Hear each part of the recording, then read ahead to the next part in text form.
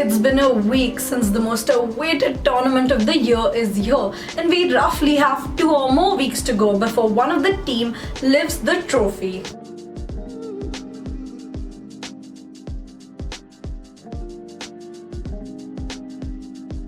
Welcome to the first weekly World Cup roundup of the T20 World Cup 2022. In this short journey, we've seen some exciting matches, some upsets, and some thrilling last ball finishes.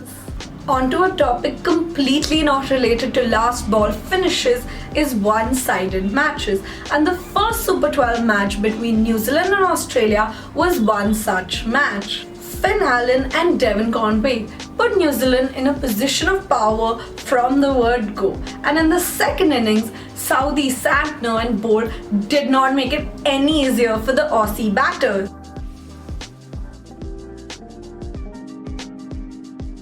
The same day we saw Afghanistan versus England. England went in as favourites in the match and emerged as winners.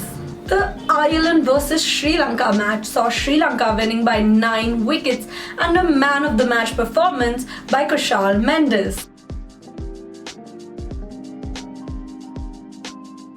And then came the much awaited India vs Pakistan.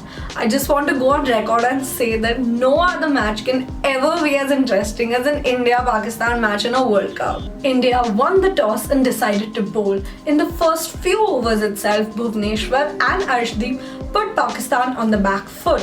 While Shan and Iftikhar built up a partnership, Hardik Pandya picked up wickets in the middle and death overs. In the second innings, India lost both their openers early on. One man walked on the field and changed the game. Virat Kohli paced his innings perfectly, and his partnership with Hardik Pandya took us till the very end. I didn't sit still for the last 3 overs, they were breathtaking. The 2 sixes that Virat Kohli hit were the highlight of the match for me, and that wide ball which Ashwin left was the leave of the decade. Virat Kohli always proves, cometh the hour, cometh the man. Bangladesh won their next game against Netherlands with a small margin of 9 runs. On the other hand, Australia had a good win against Sri Lanka in just 16 overs and by 7 wickets. On 26th October, as the New Zealand vs Afghanistan match was washed out, in the other match we saw a huge upset. Probably the biggest of the World Cup, when Ireland beat England by 5 runs. It was because of the DLS method, but Andrew and Tucker put on impressive scores. When South Africa faced Bangladesh, they won by the biggest margin in this edition of the World Cup, which was 104 runs.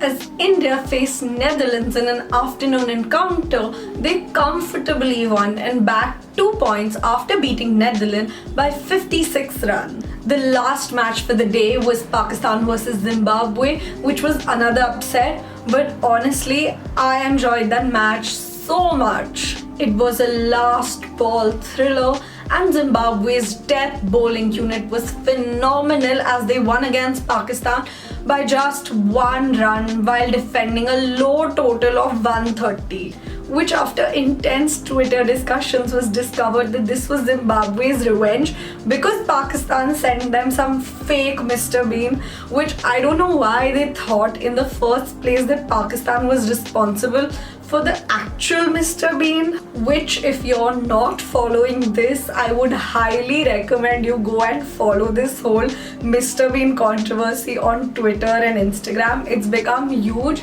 and actual political leaders are involved in this, guys. 2 matches after that were washed out at the MCG, and I don't know why there was no damage control done. Australia के पास एक indoor stadium है.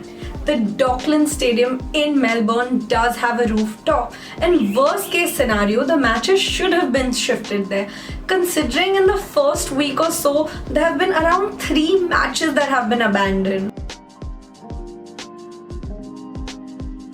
Australia versus England is a huge game. It does draw in a lot of crowd. It's one of the oldest rivalries and it's a game that everyone wants to watch but sadly could not. Just 1 week into the tournament and things have become so interesting.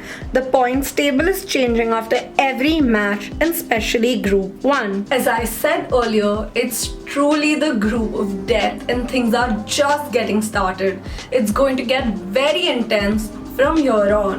Before I wrap up, the best news from the cricket fraternity this week has been that BCCI has announced that they would be paying their women cricketer the same match fees as their male counterpart, which I think is great, but it's also a small step in everything we owe to women's cricket. We have a long way to go.